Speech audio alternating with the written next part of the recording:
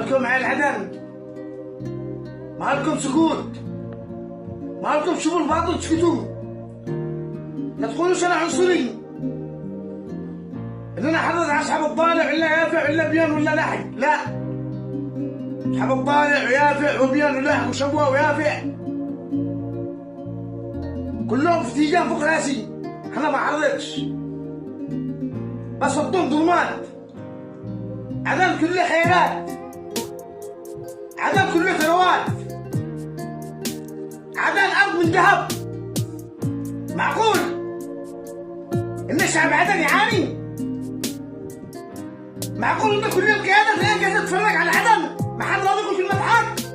مالكم على عدن دلوكم للاخير، مالكم ما تكلموش، خليكم تبيعوا شمه، خليكم تبيعوا قات شمس، خليكم تشتغلوا في خباصات، خليكم تشتغلوا في السياكل. لا تقولوش الشغل مش عيب، الا عيب. معانا مينا، معانا مصابي، معانا نفط، معانا بحر مالوش حدود، معانا بحر لا طول مالوش لا طول ولا عرض يخليك تشتغل دباب. كلموا عين عدن، مالكم كده دلوكم للاخير. عرفتم بالحماق، ثروتكم تشترك.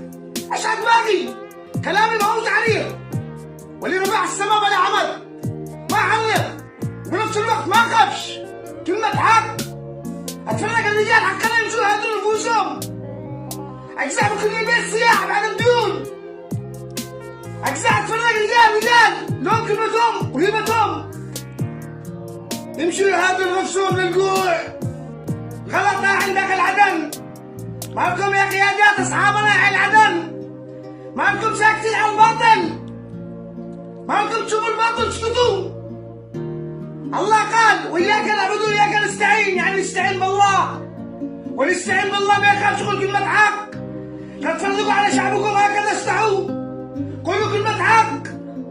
اليوم دنيا بكرة آخرة، والكفن ما في وجه. السلام عليكم ورحمة الله وبركاته.